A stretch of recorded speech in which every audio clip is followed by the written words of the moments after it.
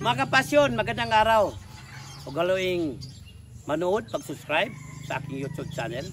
At linggo-linggo po'y mabibigay ako ng dagdag kaalaman para sa ating, especially sa ating mga backyard racers na gusto matuto, gusto maragdagan yung kaalaman sa pagmamanok.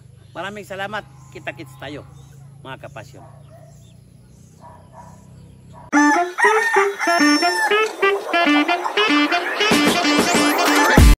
Magandang araw mga kapasyon.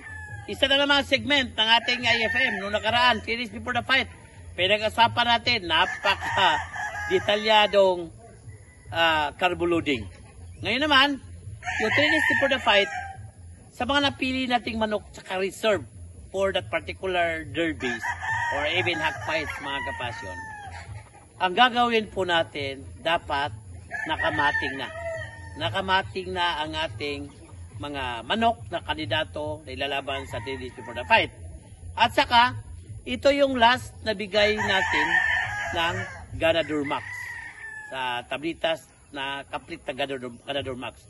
At saka nabanggit ko na rin ng nakaraan yung pagturok natin ng ating full power. No? Ang pagsasanay natin sa mating, hindi yan na papugi sa manok. Ang importante niyan, na hindi sila makakain ng unnecessary na pagkain dyan sa paligid, lalo na pag sa time na hapon na nagutom na sila. Kasi pag gutom na sila, kung anong pwedeng kainin nila, kakainin nila. Kung may problema yung nakain nila, diyan na mag-umpisa, within 2 days, 3 days, diyan na mag-umpisa kalbaryo ng manok.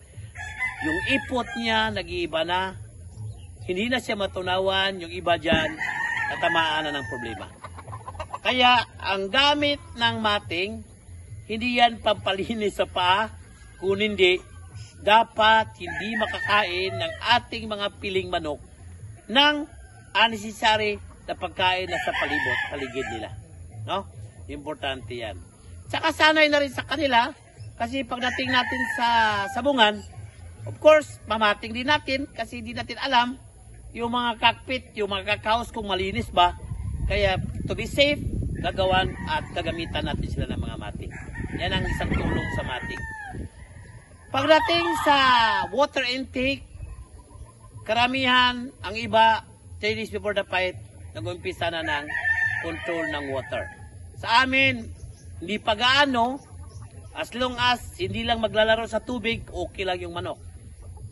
Hindi pa gaanong kinokontrol namin. Ang importante dyan, na pag uminom sila, yung tamang inom, okay pa. No? Hanggat sa maubos sila. Pag sakasakaling medyo maglalaro siya, isusubsob nila yung ulo sa tubig, delikado yan. Parang baka dehydrated yung manok o may problema si manok. So, isa yan sa pagkukontrol ng tubig. Within 3 days before the fight. Iba yung 1 day na lang, saka fight day. Yung pagkukontrol ng tubig. Iba na naman yun. Sa mga ganyan sistema, yung iba, during 3 days before the fight, kinukulong na. Opisa nila na kinukulong, pinapahinga na nila yung kanilang mga stags or mga cocks. Yung iba naman, hindi, pero nilalagay nila sa 3x3 para makapahinga at saka hindi makagalaw ng galaw. Para hindi mawawala yung mga enerhiya nila. So, ganyan yung mga sistema.